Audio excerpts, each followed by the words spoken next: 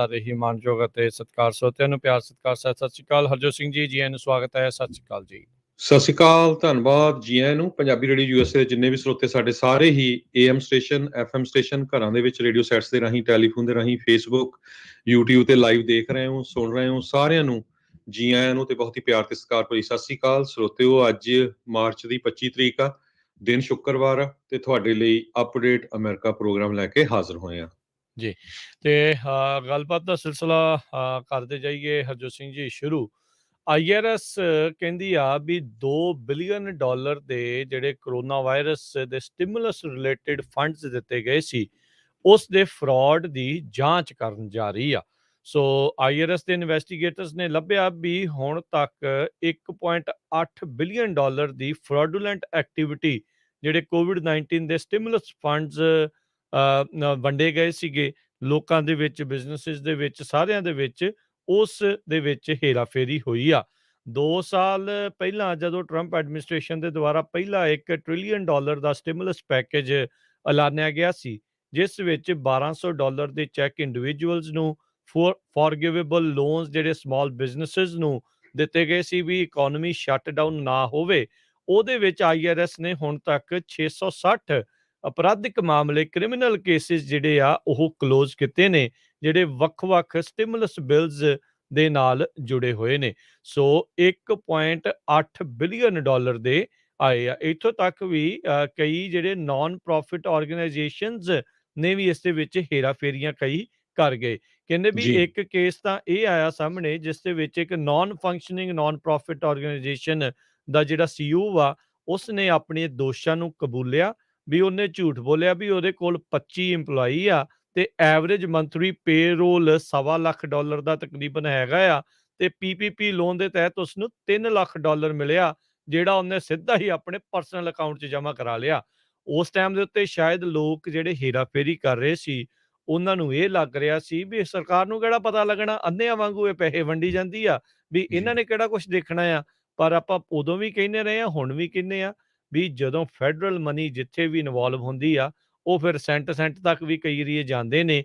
ਸੋ ਇਦਾਂ ਦੇ ਅਜਿਹੇ ਮਾਮਲੇ ਜਿਹੜੇ ਹਰਜੋਤ ਸਿੰਘ ਜੀ ਹੁਣ ਤੱਕ ਬਹੁਤ ਜ਼ਿਆਦਾ ਵਧਣੇ ਆ, ਤੇ IRS ਦੀ ਫੰਡਿੰਗ ਵੀ ਇਹ ਪ੍ਰਸ਼ਾਸਨ ਨੇ ਵਧਾਈ ਆ, ਤੇ ਉਹਨਾਂ ਨੇ ਲੱਗਦਾ ਵੀ ਅਜਿਹੇ ਫਰਾਡ ਕੇਸਾਂ ਦੇ ਵਿੱਚ ਚੰਗੇ ਲੋਕਾਂ ਨੂੰ ਅੰਦਰ ਜਿਹੜੇ ਕਰਨਗੇ, ਘੱਟੋ ਘੱਟ ਜੁਰਮਾਨੇ ਤਾਂ ਜਿਹੜੇ ਆ ਉਹ ਚੰਗੇ ਪੈਣਗੇ।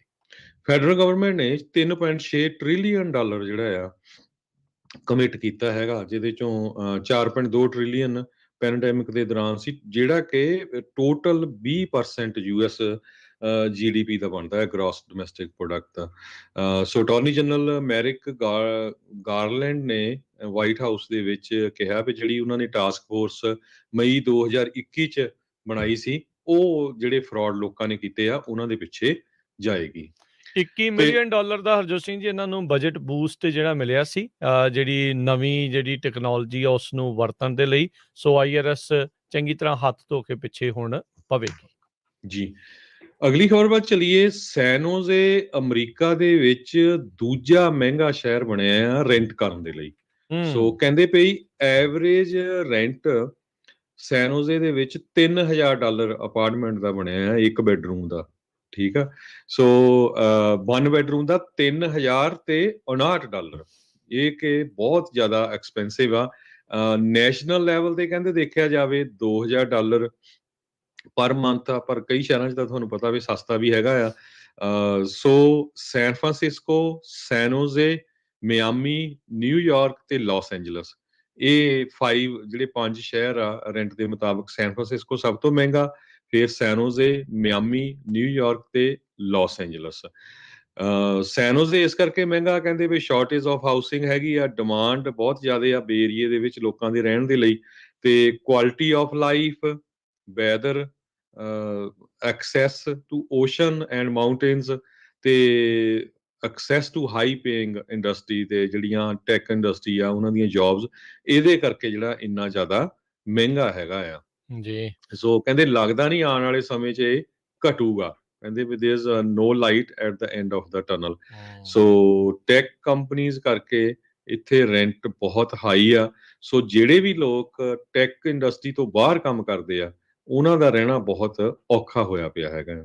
ਮਿਨੀਮਮ ਜੌਬ ਵਾਲਾ ਬੰਦਾ ਇੱਥੇ ਨਹੀਂ ਸਰਵਾਈਵ ਕਰ ਸਕਦਾ, ਨਾਮੁਮਕਿਨ ਆ। $3000 ਦਾ ਰੈਂਟ ਦੇਣ ਦੇ ਲਈ 200 ਘੰਟੇ $15 ਦੇ ਉੱਤੇ ਮਿਨੀਮਮ ਵੇਜ ਤੇ ਕੰਮ ਕਰਨਾ ਪਊਗਾ। ਉਹ ਵੀ ਤੁਸੀਂ, ਇਹ ਆਪਾਂ ਤਾਂ ਗੱਲ ਕਰ ਰਹੇ ਹਾਂ ਹਰਜੋਤ ਸਿੰਘ ਜੀ, ਵੀ ਜੇ ਪੂਰੇ ਦੇ ਪੂਰੇ ਉਹਨੂੰ ਮਿਲਣਗੇ, ਸਭ ਨੂੰ ਪਤਾ ਉਹਦੇ ਵਿੱਚੋਂ ਟੈਕਸ ਵੀ ਕੱਟਿਆ ਜਾਣਾ, ਹੋਰ ਵੀ ਕਈ ਕੁਛ ਜਿਹੜਾ ਉਹ ਹੋਣਾ ਆ। ਸੋ ਨਾਮੁਮਕਿਨ ਜਿਹੀ ਵਾਲੀ ਜਿਹੜੀ ਗੱਲ ਉਹ ਬਣਦੀ ਜਾ ਰਹੀ ਅੱਜ ਤੋਂ ਮੇ ਵੀ 15 ਸਾਲ 20 ਸਾਲ ਪਹਿਲਾਂ ਐਡੇ ਮਾੜੇ ਜਿਹੜੇ ਉਹ ਹਾਲਾਤ ਨਹੀਂ ਸੀਗੀ ਵੀ ਮਿਨੀਮਮ ਵੇਜ ਕਰਕੇ ਲੋਕ ਸਰਵਾਈਵ ਫਿਰ ਵੀ ਕਰੀ ਜਾ ਰਹੇ ਸੀ। ਹੁਣ ਤਾਂ ਇੰਨੀ ਜ਼ਿਆਦਾ ਸਥਿਤੀ ਜਿਹੜੀ ਉੱਥੇ ਮਾੜੀ ਹੋ ਚੁੱਕੀ ਆ। ਸੋ 5 ਮੈਟਰੋ ਸਿਟੀਜ਼ ਦੇ ਵਿੱਚੋਂ ਜਿਹੜੇ ਰੈਂਟ ਆ ਇਹ ਦੂਜੇ ਸਭ ਤੋਂ ਐਕਸਪੈਂਸਿਵ ਸੈਨ ਹੋਜ਼ੇ ਦੇ ਵਿੱਚ ਆਏ ਆ।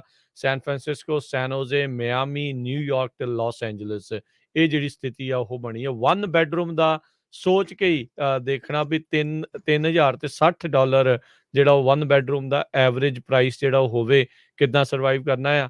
ਕਈ ਲੋਕ ਇਹਨਾਂ ਤੋਂ ਵੱਡੇ-ਵੱਡੇ ਘਰਾਂ ਦੇ ਵਿੱਚ ਇਸ ਤੋਂ ਵੀ ਅੱਧੀਆਂ ਤੋਂ ਵੀ 1/3 ਤੱਕ ਜਿਹੜੀਆਂ ਪੇਮੈਂਟਸ ਉਹਨਾਂ ਦੀਆਂ ਘਰ ਦੀਆਂ ਜਿਹੜੀਆਂ ਉਹ ਬਣੀਆਂ ਹੋਈਆਂ ਆ। ਸੋ ਹਾਲਾਤ ਬਦ ਤੋਂ ਬੱਤਰ ਵੱਡੇ ਸ਼ਹਿਰਾਂ 'ਚੋਂ ਹੁੰਦੇ ਜਾ ਰਹੇ ਆ। ਜੀ, ਉਧਰ ਹਰਜੋਤ ਸਿੰਘ ਜੀ, ਕੱਲ੍ਹ ਇੱਕ ਹੋਰ ਵੱਡੇ ਸ਼ਹਿਰਾਂ ਦੇ ਨਾਲ ਜੁੜੀ ਜਿਹੜੀ ਖਬਰ ਆਈ ਸੀ ਵੀ ਲੋਕਾਂ ਨੇ ਪੈਂਡੈਮਿਕ ਦੇ ਦੌਰਾਨ ਪਲਾਇਨ ਬਹੁਤ ਕੀਤਾ ਆ। ਲਾਸ ਐਂਜਲਸ ਸ਼ਹਿਰ ਦੀ ਕੁੱਲ ਆਬਾਦੀ ਦੇ ਵਿੱਚੋਂ 1.5 ਲੱਖ ਆਬਾਦੀ ਘੱਟ ਗਈ। ਲੋਕ ਜੀ, ਇੰਨੇ ਜ਼ਿਆਦਾ ਉੱਥੋਂ ਮੂਵ ਜਿਹੜੇ ਉਹ ਹੋ ਗਏ, ਜਿੰਨੇ ਵੀ ਮੈਟਰੋ ਸ਼ਹਿਰ ਸੀਗੇ ਉਹਨਾਂ ਦੀ ਆਬਾਦੀ ਦੇ ਵਿੱਚ ਵੱਡੀ ਗਿਰਾਵਟ ਜਿਹੜੀ ਆ ਉਹ ਦਰਜ ਕੀਤੀ ਗਈ ਹੈਗੀ ਆ। ਜੀ। ਅਗਲੀ ਖਬਰ ਵੱਲ ਚਲੀਏ। ਇਸ ਟਾਈਮ ਹੀਅਰਿੰਗ ਚੱਲ ਰਹੀ ਹੈਗੀ ਆ ਸੁਪਰੀਮ ਕੋਰਟ ਨੋਮੀਨੀ ਜੱਜ ਕੇਤਨਜੀ ਬਰਾਊਨ ਜੈਕਸਨ ਦੇ ਸੰਬੰਧ ਦੇ ਵਿੱਚ।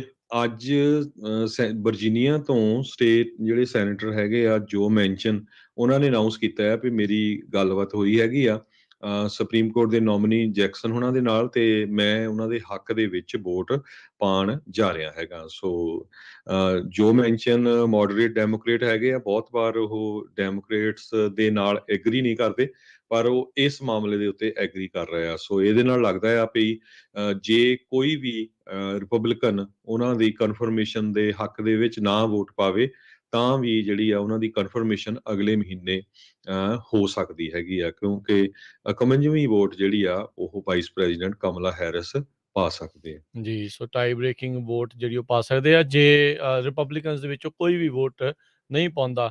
ਕਈਆਂ ਨੇ ਇਸ਼ਾਰਾ ਜਿਹੜਾ ਇੱਦਾਂ ਜ਼ਿਕਰ ਇਸ ਹਿਸਾਬ ਦੇ ਨਾਲ ਕੀਤਾ ਸੀ, ਮੇ ਬੀ ਉਹ ਪਾ ਵੀ ਸਕਦੇ ਨੇ ਜਿਹੜੇ ਸੁਪਰੀਮ ਕੋਰਟ ਦੇ ਜਸਟਿਸ ਦੇ ਲਈ ਨੋਮੀਨੀ ਕੇਤਨਜੀ ਬਰਾਊਨ ਜੈਕਸਨ ਆ, ਉਹਨਾਂ ਦੇ ਹੱਕ ਦੇ ਵਿੱਚ 4 ਦਿਨ ਦੀ ਮੈਰਾਥਨ ਇਹਨਾਂ ਦੀ ਟੈਸਟੀਮੋਨੀ ਆ ਉਹ ਹੋਈ ਆ। ਤਰ੍ਹਾਂ-ਤਰ੍ਹਾਂ ਦੇ ਹੀਟਿਡ ਸਵਾਲ ਜਵਾਬ ਜਿਹੜੇ ਉਹ ਆਪਾਂ ਨੂੰ ਦੇਖਣ ਨੂੰ ਜਿਹੜੇ ਉਹ ਮਿਲੇ ਆ। ਸੈਨੇਟ ਮੈਜੋਰਟੀ ਲੀਡਰ ਚੱਕ ਸ਼ੂਮਰ ਆ, ਉਹਨਾਂ ਨੇ ਜਿਹੜਾ ਉਹ ਆਖਿਆ ਵੀ ਉਹਨਾਂ ਦੀ ਇਹ ਨੋਮੀਨੇਸ਼ਨ ਸੈਨੇਟ ਫਲੋਰ ਦੇ ਵਿੱਚ ਇਨ ਸ਼ਾਰਟ ਆਰਡਰ ਜਲਦੀ ਹੀ ਜਿਹੜੀ ਉਹ ਲੈ ਕੇ ਆਉਣਗੇ, ਜਦ ਹੀ ਸੈਨੇਟ ਜੁਡੀਸ਼ਰੀ ਕਮੇਟੀ ਦੇ ਵਿੱਚ ਉਹਨਾਂ ਦੀ ਨੋਮੀਨੇਸ਼ਨ ਐਡਵਾਂਸ ਹੋ ਜਾਵੇਗੀ। ਕਹਿੰਦੇ ਵੀ ਜੁਡੀਸ਼ਰੀ ਕਮੇਟੀ ਇਹਨਾਂ ਦੇ ਉੱਤੇ ਨੋਮੀਨੇਸ਼ਨ ਦੇ ਉੱਤੇ ਵੋਟ ਆ ਉਹ 4 ਅਪ੍ਰੈਲ ਨੂੰ ਉਹ ਪਾਉਣਗੇ।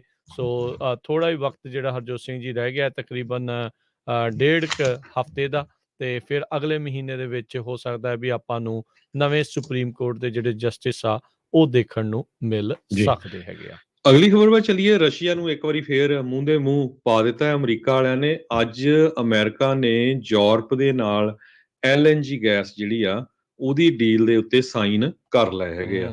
United States 15 billion cubic metres of liquefied natural gas European Union ਨੂੰ ਸਪਲਾਈ ਕਰੂਗਾ। ਇੱਕ ਟਾਈਮ ਦੇ ਉੱਤੇ 60% ਗੈਸ ਰਸ਼ੀਆ ਤੋਂ ਯੂਰਪ ਨੂੰ ਜਾਂਦੀ ਸੀ। ਸੋ ਜੇ ਉਹਦੇ ਵਿੱਚ ਪੂਰਾ ਕੱਟ ਹੋ ਜਾਂਦਾ ਤੇ ਰਸ਼ੀਆ ਦਾ ਹਾਲ ਬਹੁਤ ਬੁਰਾ ਹੋਊਗਾ।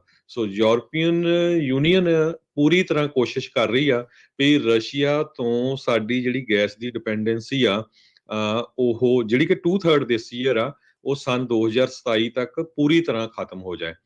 ਰਸ਼ੀਆ ਨੇ ਜਦੋਂ ਤੋਂ ਹੀ ਯੂਕਰੇਨ ਨੂੰ ਇਨਵੇਡ ਕੀਤਾ ਆ, ਉਸ ਟਾਈਮ ਤੋਂ ਹੀ ਯੂਰਪੀਅਨ ਯੂਨੀਅਨ ਰਸ਼ੀਆ ਦੇ ਉਲਟ ਹੋਇਓ, ਪਰ ਕਿਉਂਕਿ ਰਸ਼ੀਆ ਵਾਲੇ ਸਟੱਕ ਸੀ, ਉਹਨਾਂ ਦਾ ਗੈਸ ਤੋਂ ਬਿਨਾਂ ਗੁਜ਼ਾਰਾ ਨਹੀਂ ਸੀ। ਸੋ ਕਿਉਂਕਿ ਪ੍ਰੈਜ਼ੀਡੈਂਟ ਜੋ ਬਾਈਡਨ ਵੀ ਅੱਜ ਕੱਲ੍ਹ ਉੱਤਰ ਗਏ ਆ, ਸੋ ਅੱਜ ਯੂਰਪੀਅਨ ਯੂਨੀਅਨ ਨੇ ਯੂਐਸਏ ਦੇ ਨਾਲ ਇਹ ਡੀਲ ਕਰ ਲਈ ਹੈਗੀ ਆ। ਜੀ ਬਿਲਕੁਲ। ਸੋ ਹੁਣ ਇਹ ਇੱਕ ਵੱਡੀ ਜਿਹੜੀ ਆ ਪ੍ਰੋਬਲਮ ਰੂਸ ਦੇ ਸਾਹਮਣੇ ਹੋਊਗੀ। ਐਨਰਜੀ ਦੀ ਡਿਪੈਂਡੈਂਸ ਯੂਰਪ ਦੀ ਰੂਸੀ ਗੈਸ ਦੇ ਉੱਤੋਂ ਜਿਹੜੀ ਉਹ ਹਟਾਉਣ ਦੇ ਲਈ ਯੂਐਸ ਦਾ ਇੱਕ ਹੁਣ ਵੱਡੀ ਭੂਮਿਕਾ ਜਿਹੜੀ ਉਹ ਨਿਭਾ ਰਿਹਾ ਆ। ਉਧਰ ਰੂਸ ਮੰਗ ਕਰ ਰਿਹਾ ਵੀ ਸਾਨੂੰ ਗੈਸ ਦੇ ਲਈ ਜਿਹੜੀ ਪੇਮੈਂਟ ਆ ਉਹ ਰੂਬਲਸ ਦੇ ਵਿੱਚ ਦਿੱਤੀ ਜਾਵੇ, ਅਸੀਂ ਯੂਰੋਸ ਦੇ ਵਿੱਚ ਨਹੀਂ ਲੈਣੀ ਹੈਗੀ। ਉਸ ਨੇ ਪੁਤਿਨ ਨੇ ਬੀਤੇ ਦਿਨਾਂ ਦੇ ਵਿੱਚ ਇੱਕ ਐਸੇ ਲਿਖਿਆ ਸੀਗਾ ਯੂਕਰੇਨ ਦੀ ਜਿਹੜੀ ਹਿਸਟਰੀ ਦੇ ਉੱਤੇ। ਕੱਲ ਜਿਹੜਾ ਆ ਉਹ ਬੋਲ ਰਿਹਾ ਸੀਗਾ ਪੁਤਿਨ, ਉਹ ਕਹਿੰਦਾ ਹੈ ਵੀ ਕੈਂਸਲ ਕਲਚਰ ਦੇ ਚੱਲਦਿਆਂ ਸਾਨੂੰ ਰੂਸ ਨੂੰ ਜਿਹੜਾ ਉਹ ਕੈਂਸਲ ਕੀਤਾ ਜਾ ਰਿਹਾ ਆ। ਜਿੱਦਾਂ ਹੈਰੀ ਪੋਟਰ ਦੀਆਂ ਕਿਤਾਬਾਂ ਲਿਖਣ ਵਾਲੀ ਜੇ.ਕੇ. ਰੋਲਿੰਗ ਨੂੰ ਦੁਨੀਆ ਨੇ ਕੈਂਸਲ ਜਿਹੜਾ ਉਹ ਕੀਤਾ ਹੈਗਾ ਆ। ਸੋ ਹੁਣ ਦੇਖਦੇ ਹਾਂ ਕਿ ਕੀ ਬਣਦਾ। ਜਰਮਨੀ ਨੇ ਉੱਦਾਂ ਕਿਹਾ ਆ ਵੀ ਸਾਨੂੰ 2024 ਤੱਕ ਸਮਰ ਤੱਕ ਜਿਹੜੀ ਰੂਸੀ ਗੈਸ ਆ ਉਸ ਦੀ ਵਰਤੋਂ ਜਿਹੜੀ ਉਹ ਕਰਨੀ ਪਊਗੀ। ਉਸ ਤੋਂ ਬਾਅਦ ਦੇ ਵਿੱਚ ਹੌਲੀ ਹੌਲੀ ਇਹਨਾਂ ਦੇ ਉੱਤੋਂ ਜਿਹੜਾ ਅਸੀਂ ਟੇਕ ਆ ਉਸ ਨੂੰ ਹਟਾਵਾਂਗੇ। ਸੋ ਵੱਡੀ ਜਿਹੜੀ ਇਸ ਟਾਈਮ ਝਟਕੇ ਆ ਉਹ ਮਿਲ ਰਹੇ ਆ। ਰਾਸ਼ਟਰਪਤੀ ਜਿਹੜੇ ਬਾਈਡਨ ਆ ਉਹ ਪੋਲੈਂਡ ਦੇ ਵਿੱਚ ਪਹੁੰਚੇ ਨੇ। ਪੋਲੈਂਡ ਦੇ ਜਿਹੜੇ ਪ੍ਰਧਾਨ ਮੰਤਰੀ ਡੋਡਾ ਆ ਉਹਨਾਂ ਦਾ ਜਹਾਜ਼ ਐਮਰਜੈਂਸੀ ਲੈਂਡ ਜਿਹੜਾ ਉਹ ਪਹਿਲੋਂ ਕਰਨਾ ਪਿਆ। ਫਿਰ ਉਹ ਦੂਸਰਾ ਜਹਾਜ਼ ਫੜ ਕੇ ਜਿਹੜੇ ਰਾਸ਼ਟਰਪਤੀ ਬਾਈਡਨ ਆ ਉਸ ਨੂੰ ਮਿਲਣ ਦੇ ਲਈ ਉਹਨਾਂ ਨੂੰ ਉੱਥੇ ਪਹੁੰਚੇ ਹੈਗੇ। ਕਹਿੰਦੇ ਵੀ ਕੋਈ ਹੋਰ ਕੋਈ ਦਿੱਕਤ ਸੀ, ਕੋਈ ਵੀ ਇੱਦਾਂ ਦੀ ਸਕੇਰੀ ਜਿਹੜੀ ਉਹ ਗੱਲ ਨਹੀਂ ਸੀਗੀ, ਡਰਨ ਵਾਲੀ ਕੋਈ ਗੱਲ ਨਹੀਂ ਸੀਗੀ।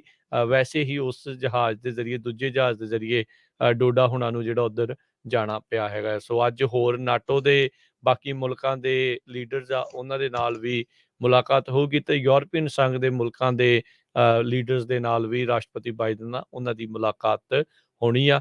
ਸੋ ਹੁਣ ਰੂਸ ਦੇ ਬਿਲਕੁਲ ਮੁੱਢ ਜਿਹੜੇ ਰਾਸ਼ਟਰਪਤੀ ਬਾਈਡਨ ਆ ਉਹ ਉੱਥੇ ਪਹੁੰਚੇ ਨੇ। ਜੀ ਬਿਲਕੁਲ। ਅਗਲੀ ਖਬਰ ਵੱਲ ਚਲੀਏ। ਫੈਡਰਲ ਹੈਲਥ ਆਫੀਸ਼ੀਅਲਸ ਨੇ ਅੱਜ ਵਾਰਨਿੰਗ ਦਿੱਤੀ ਹੈਗੀ ਆ। ਕਹਿੰਦੇ ਪਈ ਬਰਡ ਫਲੂ ਫੈਲਿਆ ਹੈਗਾ ਅਮਰੀਕਾ ਦੇ ਵਿੱਚ। ਹਜੇ ਤੱਕ ਲੋਕਾਂ ਨੂੰ ਕੋਈ ਇਹ ਤੋਂ ਖਤਰਾ ਨਹੀਂ, ਪਰ ਪੰਛੀਆਂ ਦੇ ਵਿੱਚ ਜਾਂ ਖਾਸ ਕਰਕੇ ਪੋਲਟਰੀ ਫਾਰਮਸ ਦੇ ਵਿੱਚ ਇਸ ਦਾ ਕਾਫੀ ਅਸਰ ਹੋ ਸਕਦਾ ਹੈ। ਈਸਟ ਕੋਸਟ ਤੇ ਮਿਡ ਵੈਸਟ ਦੇ ਵਿੱਚ ਪਿਛਲੇ ਹਫ਼ਤਿਆਂ ਦੇ ਵਿੱਚ ਇਹ ਜਿਹੜੇ ਆ ਕੇਸ ਪਾਏ ਗਏ ਹੈਗੇ ਆ। ਕਹਿੰਦੇ ਵੀ ਈਵਨ ਦੋ ਹਿਊਮਨ ਦੇ ਵਿੱਚ ਇਹ ਬਰਡ ਫਲੂ ਜਾਣਾ ਕਾਫੀ ਲੋ ਹੈਗਾ ਸੈਂਟਰ ਫਾਰ ਡਿਸੀਜ਼ ਕੰਟਰੋਲ ਤੇ ਪ੍ਰੀਵੈਂਸ਼ਨ ਵੱਲੋਂ, ਪਰ ਫਿਰ ਵੀ ਹਰ ਇੱਕ ਨੂੰ ਮੋਨੀਟਰ ਕੀਤਾ ਜਾ ਰਿਹਾ ਹੈਗਾ। ਜੀ।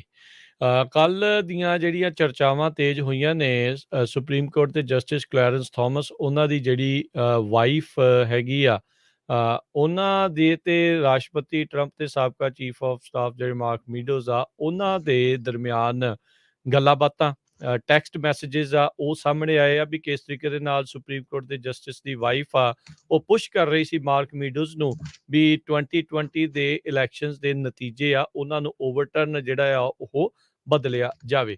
ਇਸ ਦੇ ਉੱਤੇ ਸੈਨੇਟਰ ਰੌਨ ਵਿੰਡਨ ਜਿਹੜੇ ਡੈਮੋਕ੍ਰੇਟ ਹੈਗੇ ਨੇ ਓਰੇਗਨ ਤੋਂ, ਉਹਨਾਂ ਨੇ ਇਹ ਬਿਆਨ ਦਿੱਤਾ ਵੀ ਸੁਪਰੀਮ ਕੋਰਟ ਦੇ ਜਿਹੜੇ ਜਸਟਿਸ ਕਲੈਰੈਂਸ ਥਾਮਸ ਆ ਉਹਨਾਂ ਨੂੰ ਅਜਿਹੇ ਮਾਮਲਿਆਂ ਦੇ ਵਿੱਚੋਂ ਆਪਣੇ ਆਪ ਨੂੰ ਰਿਕਿਊਜ਼ ਕਰ ਲੈਣਾ ਚਾਹੀਦਾ ਆ, ਲਾਂਭੇ ਕਰ ਲੈਣਾ ਚਾਹੀਦਾ ਵੀ ਉਹਨਾਂ ਕੇਸਾਂ ਦੀ ਸੁਣਵਾਈ ਦੇ ਵਿੱਚ ਉਹ ਨਾ ਬੈਠਣ। ਖਾਸ ਕਰਕੇ ਜਿਹੜੇ 6 ਜਨਵਰੀ ਦੇ ਉੱਤੇ ਜਿਹੜਾ ਯੂਐਸ ਕੈਪੀਟਲ ਦੇ ਉੱਤੇ ਹੋਇਆ ਹਮਲਾ ਸੀ ਉਸ ਦੇ ਨਾਲ ਸੰਬੰਧਿਤ ਜਾਂ ਪ੍ਰੈਜ਼ੀਡੈਂਟ ਟਰੰਪਸ ਦੇ ਨਾਲ ਜਿਹੜੀਆਂ ਜੇ 2024 ਦੀਆਂ ਇਲੈਕਸ਼ਨ ਦੇ ਵਿੱਚ ਕਹਿੰਦੇ ਉਹ ਰਨ ਕਰਦੇ ਆ ਤੇ ਉਸ ਦੇ ਜਿਹੜੇ ਕੇਸਾਂ ਦੇ ਬਾਬਤ। ਸੋ ਹੁਣ ਦੇਖੋ ਕੀ ਬਣਦਾ ਹੈ। ਕਹਿੰਦੇ ਵੀ 29 ਟੈਕਸਟ ਇਹਨਾਂ ਦੋਨਾਂ ਦੇ ਦਰਮਿਆਨ ਜਿਹੜੀ ਜਿਨੀ ਥਾਮਸ ਤੇ ਮੀਡੋਜ਼ ਆ ਉਹਨਾਂ ਦੇ ਦਰਮਿਆਨ ਆਏ ਸੀ। ਸੋ ਉਹਦੇ ਵਿੱਚ ਇਹਨਾਂ ਨੇ ਇਲੈਕਸ਼ਨ ਨੂੰ ਓਵਰਟਰਨ ਕਰਨ ਦੇ ਲਈ ਮੈਡੋਜ਼ ਨੂੰ ਪੁਸ਼ ਕਰ ਰਿਹਾ ਸੀ ਵੀ ਤੁਸੀਂ 2020 ਦੇ ਇਲੈਕਸ਼ਨ ਦੇ ਨਤੀਜਿਆਂ ਦੇ ਉਲਟ ਜਿਹੜਾ ਉਹ ਜਾਓ, ਯਾਨੀ ਕਿ ਉਸ ਨੂੰ ਝੂਠਿਆ ਇੱਕ ਹਿਸਾਬ ਦੇ ਨਾਲ ਕਰਾਰ ਦੇਵੋ। ਜੀ। ਸੋ ਆਪਣਾ ਖਬਰਾਂ ਦਾ ਸਮਾਂ ਵੀ ਸਮਾਪਤ ਹੁੰਦਾ ਆ। ਇੱਕ ਵਾਰੀ ਫੇਰ ਆਪਾਂ ਜਿੰਨੇ ਪੰਜਾਬੀ ਰੇਡੀਓ ਯੂਐਸਏ ਦੇ ਸਰੋਤੇ ਆ ਉਹਨੂੰ ਦੱਸਦੇ ਜਾਈਏ ਵੀ ਸਾਡੇ ਟੀਮ ਦੇ ਮੈਂਬਰ ਪ੍ਰਵੀਨ ਸ਼ਰਮਾ ਜੀ ਇੱਥੇ ਸਾਡੇ ਕੋਲ ਪਹੁੰਚ ਚੁੱਕੇ ਆ। ਉਹ ਹੁਣ ਜ਼ਰੂਰ ਨਵੇਂ ਪ੍ਰੋਗਰਾਮ ਲੈ ਕੇ ਹਾਜ਼ਰ ਹੋਣਗੇ। ਕੁਝ ਪ੍ਰੋਗਰਾਮਾਂ ਦੇ ਵਿੱਚ ਆਪਾਂ ਚੇਂਜ ਵੀ ਕਰਾਂਗੇ। ਇਸੇ ਤਰ੍ਹਾਂ ਤੁਸੀਂ ਸਾਡੇ ਨਾਲ ਜੁੜੇ ਰਹੋ ਵੀ ਕਿਹੜੇ ਪ੍ਰੋਗਰਾਮਸ ਆਪਾਂ ਚੇਂਜ ਕਰਨ ਜਾ ਰਹੇ ਹੈਗੇ ਆ। ਜੀ ਬਿਲਕੁਲ। ਸੋ ਜਲਦ ਹੀ ਤੁਹਾਨੂੰ ਜਿਹੜੀ ਆ ਉਹ ਸੂਚਨਾਵਾਂ ਉਸ ਦੇ ਬਾਰੇ ਤਬਦੀਲੀਆਂ ਜਿਹੜੀਆਂ ਇੱਕ ਵਾਰੀ ਫਾਈਨਲ ਕਰਕੇ ਉਹ ਤੁਹਾਨੂੰ ਦੱਸੀਆਂ ਜਾਣਗੀਆਂ। ਤੇ ਮਿਲਦੇ ਹਾਂ ਜੀ ਆਪਾਂ ਫਿਰ ਹੁਣ ਅਗਲੀ ਵਾਰ। ਉਦੋਂ ਤੱਕ ਲਈ ਮੈਨੂੰ ਰਾਜਕਨਵੀਰ ਸਿੰਘ ਨੂੰ ਤੇ ਹਰਜੋਤ ਸਿੰਘ ਨੂੰ ਇਜਾਜ਼ਤ ਦਿਓ। ਸਾਡੇ ਦੋਨਾਂ ਵੱਲੋਂ ਤੁਹਾਨੂੰ ਸਾਰਿਆਂ ਨੂੰ ਪਿਆਰ ਸਤਿਕਾਰ ਸਹਿਤ ਨਿੱਘੀ ਜਿਹੀ ਸਤਿ ਸ੍ਰੀ ਅਕਾਲ। ਜਿਉਂਦੇ ਵਾਸਤੇ ਰਹੋ, ਹੱਸਦੇ ਖੇਲਦੇ ਰਹੋ, ਸੁਣਦੇ ਰਹੋ ਜੀ ਪੰਜਾਬੀ ਰੇਡੀਓ ਯੂਐਸ।